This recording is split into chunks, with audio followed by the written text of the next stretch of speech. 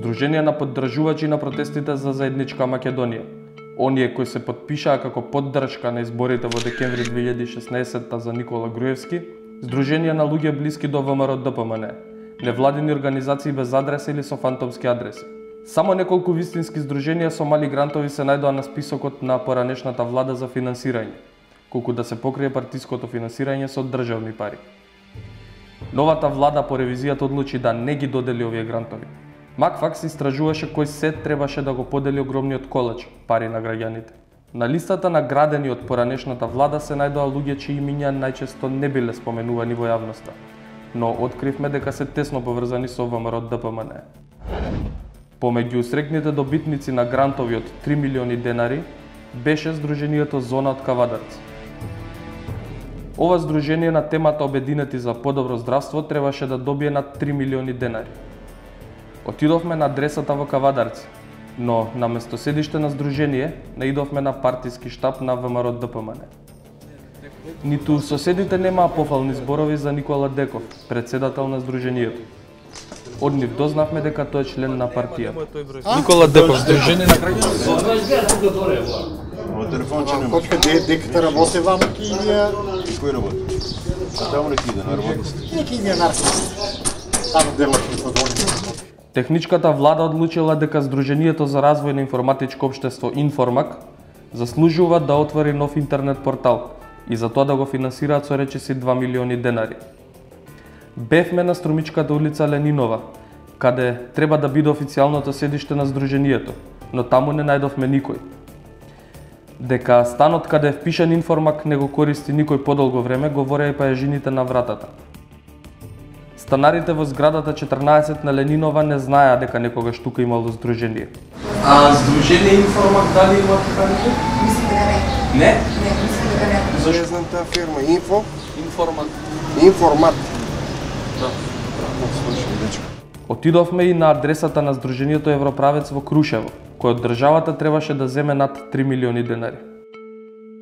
Барајќи ги Здруженијето и председателот Зоран Николовски, наидовме на неговата семејна куќа, но како што дознавме, откако се актуализираа невладините кои дошле до милионски суми од државата, председателот на Здруженијето отворил канцеларија во центарот на градот. Бидејќи не го најдовме на неговата адреса, отидовме во меморијалниот дом на Тоше Проевски, каде е вработен 38 годишниот Николовски. Освен вработен во меморијалниот дом, тој е и секретар на Општинскиот комитет на ВМРО ДПМН во Крушево. Николовски не сакаше да даде никаква изјава, единствено рече ќе зборувал за проектот насловен Етно ехо, тогаш кога новата влада ќе му даде 3 милиони денари. Пари за кој, како што рече, потпишал договор со претходната влада. Да добиете. Тоа убаво, ама од За ќе ги едно ехо. пуштат парите, само толку ќе ви кажам. Нека пуштат па ги правиме моја, вака шо. Здруженијето на граѓани Горанско друштво, кое на предвремените парламентарни избори потпиша меморандум за соработка со ВМРО ДПМН, имаше одлука да земе на 600.000 денари за проектот на темата поттикнување на општествено одговорни практики. Здруженијето за духовно обединување на сетинци, попадинци и крушоради од Лерин во Македонија, кој исто така потпиша меморандум за соработка со ВМРО ДПМН, требаше да добие над 615.000 денари. Здруженијето на прилепски бранители пак аплицираше за проект за изградба и заштита на културно-историски споменици, за што претходната влада одлучила дека треба да добие над 300.000 денари. Председател на ова здружение е Гоце Стефановски, раководител на поддружницата Македонија Пат во Прилеп и поддржувач на протестите за заедничка Македонија. Во име на прилепски бранители, тој даваше изјави за протестите поттикнати од лидерот на ВМРО ДПМН Никола Груевски. Над 3 милиони денари за проект насловен Мали заедници голема ризница требаше да добие Здруженијето Сојуз на македонците со исламска религија во Македонија. На местото на кое треба да се наоѓа бараката на Здруженијето, Општина Центар го гради основното училиште во Капиштец. Доколку се истражува ова здружение, за него не може да се најде ништо, освен што нивните соопштенија се објавуваат на официјалната фејсбук страница на Светскиот македонски конгрес. Во декември 2016 година и ова здружение потпиша соработка со ВМРО ДПМН на предвремените парламентарни избори.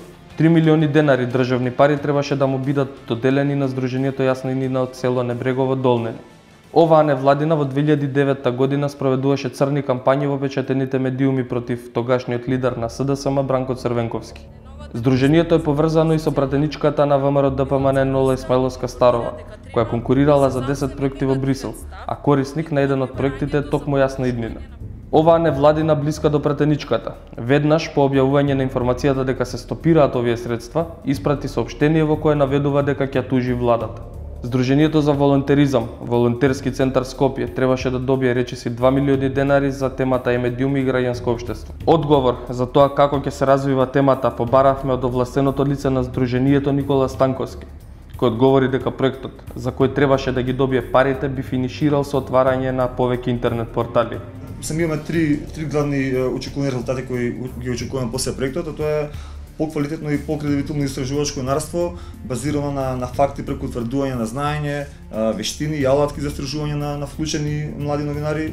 После исто главната цел исто е и ефикасното партнерство помеѓу граѓанските организации и медиумите за поголема достапност на информациите врз основа на темелни на темелно истражувачко новинарство. И третата цел ни е да се креираат неколку онлайн бази и веб портали кај што ќе можат тие информации кои ќе се добијат од целиот проект да се аплодираат горе, кај што ќе можат младите луѓе, новинарите и граѓанските организации да ги искористат за своите потреби. Конкретно исто ќе има и простор за истражувачки истории кои ќе ги користат самите организации, кај што ќе имаме дел од средствата ќе бидат и користени за регрантирање на одредени истражувачки истории и проекти, кај што исто самите тие организации ќе можат да истражат одредена област која моментално ќе биде актуелна или која е од потреба за младите или за граѓанскиот сектор во Македонија.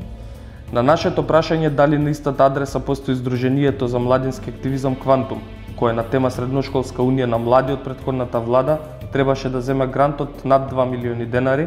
Тој кажа дека ова здружение користело нивната адреса, бидејќи не биле толку активни и немале средства да платат простории.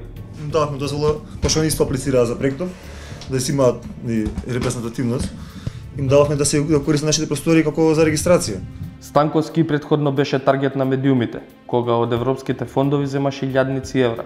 Спорно е што неговата сестра, Катерина Станковска, била и се уште е дел од Националната агенција која ги дели европските пари.